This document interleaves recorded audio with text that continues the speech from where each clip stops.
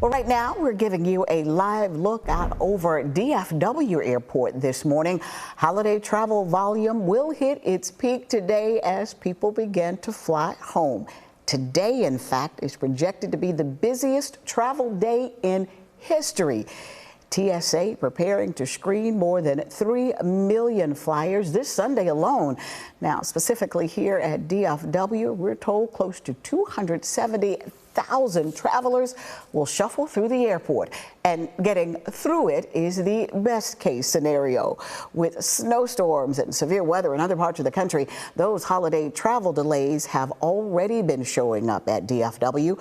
This morning, the FlightAware system counting 84 flight cancellations at DFW in the last 24 hours. Here's a time lapse highlighting what routes and airport hubs were most affected. Travelers, of course, are being encouraged to allow extra time and prepare to be patient. And that advice applies whether you're hitting the road or heading to the airport.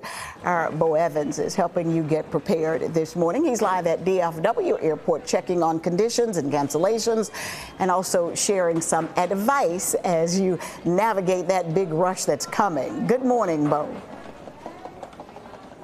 Yeah, good morning, Robbie. And things aren't terrible here at Terminal C yet, but they are busy, and I want to show you what I'm talking about. So over behind me, that's the baggage check-in for American Airlines. You can see people are lining up already.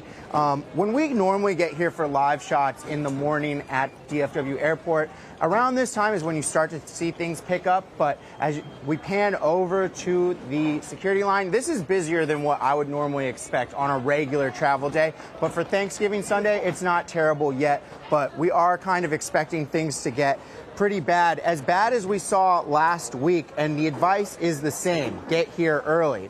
Now, you've heard the normal recommendations before: 2 hours early for a domestic flight and 3 hours for international. The AAA spokesperson I spoke with said to add at least another hour after what we saw on Wednesday here at DFW. Bumper-to-bumper traffic, people getting out of their cars on the tollway and walking to their gates. You don't want to mess with any of that. Give yourself more time than what you think to make your flight. Part of the problem, that construction right here at Terminal C. DFW says if you can avoid that, try to. Remember, you can get dropped off at another terminal and take the Skylink tram after security to avoid some of that traffic.